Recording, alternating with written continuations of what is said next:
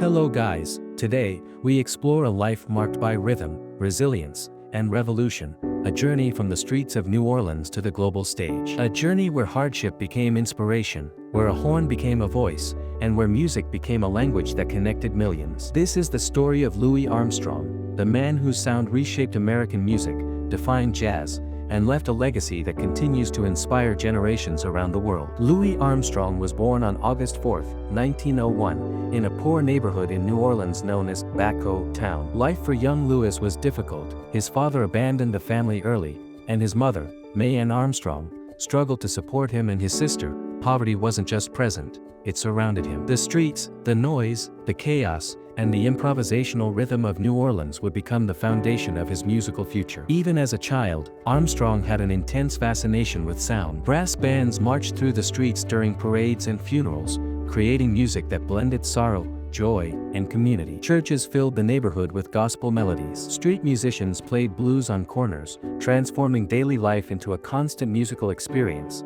Without knowing it, Louis was absorbing the building blocks of jazz. But his earliest years were not filled with opportunity. Armstrong took odd jobs to help his family. He delivered coal, sang on street corners for coins, and became a familiar face in neighborhoods that offered more struggle than comfort. Yet, even in those difficult days, he carried an unshakable spark, a small but powerful belief that life had something more waiting for him. One New Year's Eve, when he was just 11, Armstrong fired a gun into the air as part of a holiday celebration. The act wasn't violent or malicious, but the police arrested him. He was sent to the Colored Waifs Home for boys, a moment that changed everything. The Waifs Home was strict, but it also provided structure, routine, and, unexpectedly, music. There, Armstrong found his first true opportunity. He joined the school band. He first played the tambourine and then the bugle. Eventually, he was given a cornet. The moment he pressed his lips to the mouthpiece, something clicked, as if his life had finally found the direction it was meant to take. The instrument wasn't just metal and tubing. It was a pathway to expression. Armstrong practiced relentlessly. Music became his discipline, his motivation, and his lifeline. When he left the Waifs Home at age 14,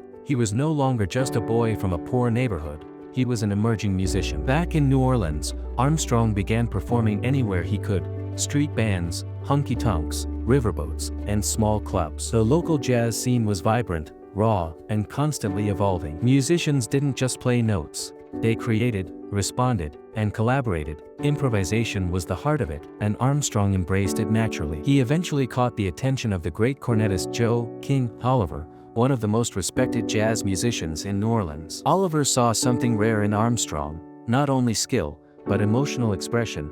Armstrong's tone, even at a young age, carried personality. In 1922, King Oliver invited Armstrong to join his band in Chicago. The move marked the beginning of a new chapter, one that would take him from regional talent to national force. When Armstrong arrived, the jazz scene was booming. Chicago's nightlife and its growing black communities created a space where music could evolve freely. In Oliver's Creole jazz band, Armstrong's talent began to shine. He developed his signature style: bold, clear, emotional, and full of character. His solos were expressive and unpredictable, and he transformed the role of the cornet, later trumpet, from background rhythm to featured voice. Jazz would never be the same. By the mid-1920s, Armstrong began recording under his own name. With his Hot 5 and Hot 7 recordings, Armstrong shaped the sound of early jazz. Songs like West End Blues, Potato Head Blues, and Heebie-Jeebies became landmarks. His recording of Heebie-Jeebies is especially famous for introducing scat singing to a wide audience,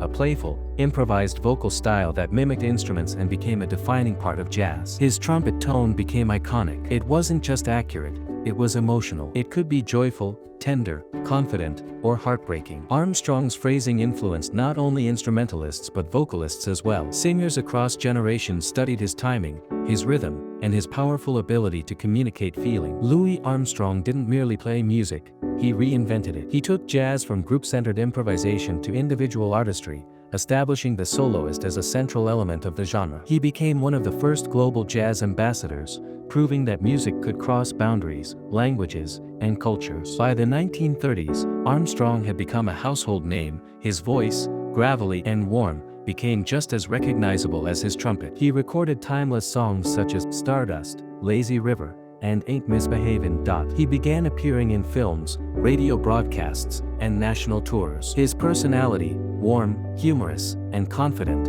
made him a beloved entertainer. Even as fame grew, Armstrong continued refining his craft. His performances weren't simply entertainment, they were masterclasses in musical emotion and communication.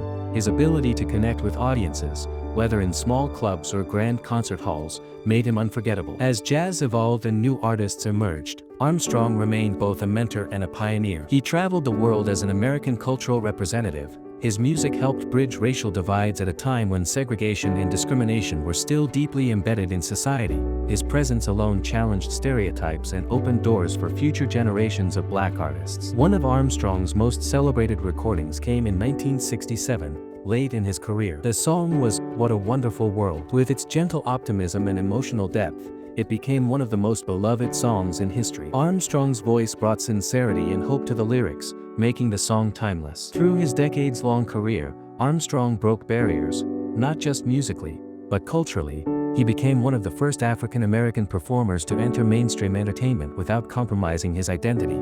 He influenced countless musicians, from Billie Holiday and Ella Fitzgerald to Miles Davis and modern jazz artists. His technique, phrasing, improvisation, and musical philosophy remain part of the DNA of jazz. Beyond music, Armstrong became a powerful cultural figure. His career showed that art can transcend oppression, that expression can overcome exclusion, and that talent knows no boundaries. His contributions expanded beyond performance. He preserved and shaped the legacy of jazz, and through his recordings, writings, and decades of touring, he ensured the world would never forget where jazz came from and how it evolved. Louis Armstrong passed away on July 6, 1971. Yet his music continues to live, not only through recordings but through influence.